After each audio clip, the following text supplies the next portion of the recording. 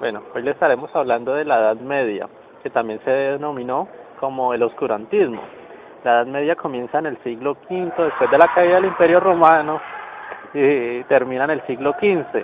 Está dividida en dos partes, Alta Edad Media y Baja Edad Media. La Alta Edad Media va del siglo V al siglo X y se caracterizó por pobreza, guerras, enfermedades, y la Baja Edad Media, que va del siglo XI al siglo XV, es una época de gran prosperidad económica, política, también cultural, y se da el feudalismo.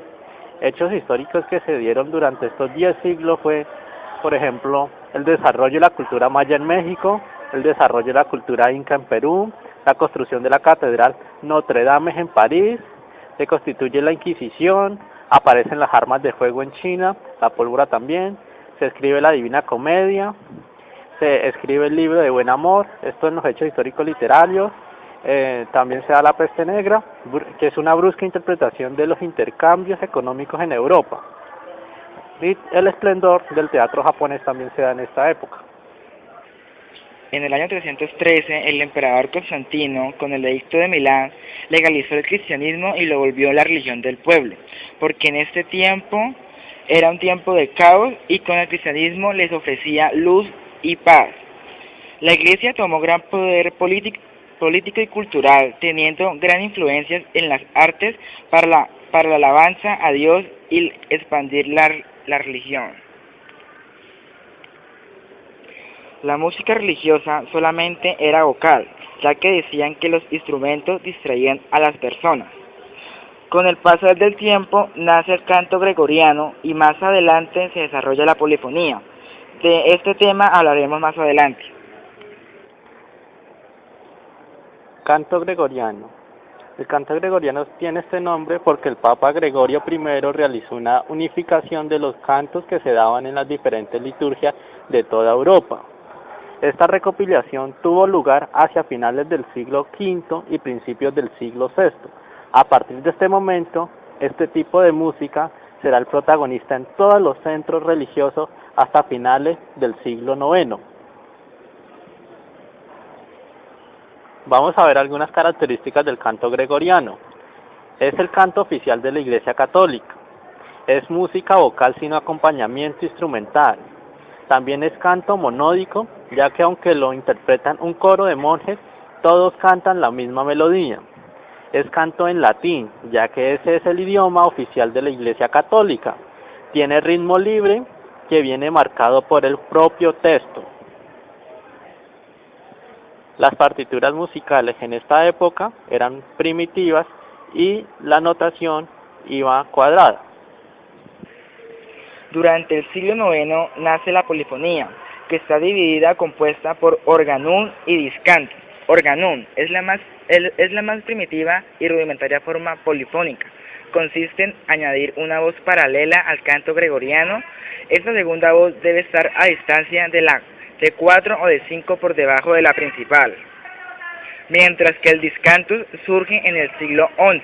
Las dos voces ya no se mueven de forma paralela, sino en el organum, sino un movimiento contrario, es decir, mientras la melodía principal asciende, la organal desciende o viceversa. También se dio un periodo importante que se denominó Ars Antiqua, que comienza hacia la mitad del siglo VII y se extiende hasta finales del siglo XIII. Durante esta época, Europa vive tiempos de extraordinaria prosperidad cultural. París se convierte en la capital cultural del continente. Se construye la catedral de Notre Dame, en la que se crearán unas escuelas musicales que acogerán a los mejores músicos del momento. En este centro se desarrollarán todas las evoluciones de la polifonía.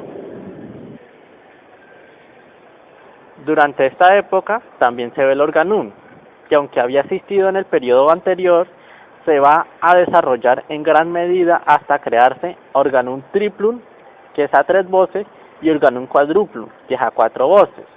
Las voces ahora ya van a ser mucho más libres, sin tener que respetarse el paralelismo del organum primitivo.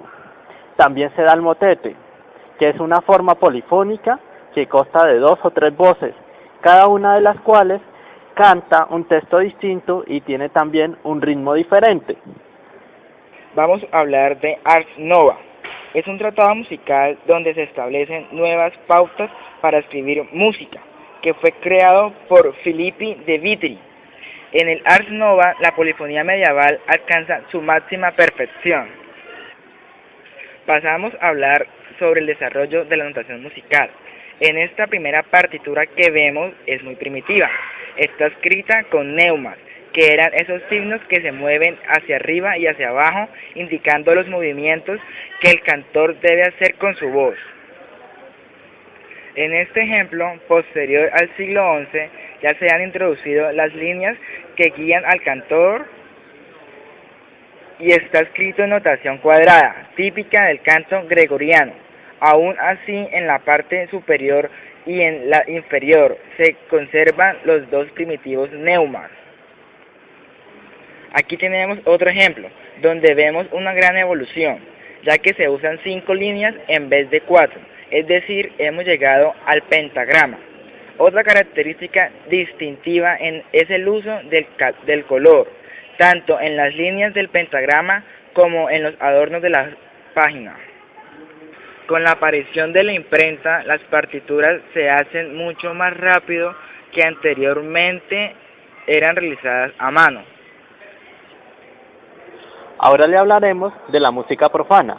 Este tipo de música se desarrolló de manera paralela a la religiosa y será interpretada por dos tipos de personajes diferentes, que son los trovadores y los juglares. Los trovadores fueron poetas, músicos, que normalmente pertenecían a la nobleza. Tuvieron una gran importancia durante la Edad Media, sobre todo en Francia y en España. El tema principal de sus poemas es el tema del amor platónico. También cantaban y recitaban sobre temas caballerescos. Mientras que los juglares eran músicos ambulantes que no solo tocaban instrumentos y cantaban canciones, sino que además realizaban todo tipo de actividades para divertir al pueblo, como chistes, magias, acrobacias, teatro. Eran de clase baja y no eran compositores, ya que se limitaban a copiar y a plagiar las canciones de los trovadores. También estos personajes cantaban temas sociales que iban en contra de la religión católica para este tiempo. Vamos a hablar sobre los instrumentos musicales de la época. Empezaremos a hablar con los instrumentos de cuerda, que son el laúd, la viela y el organistrum.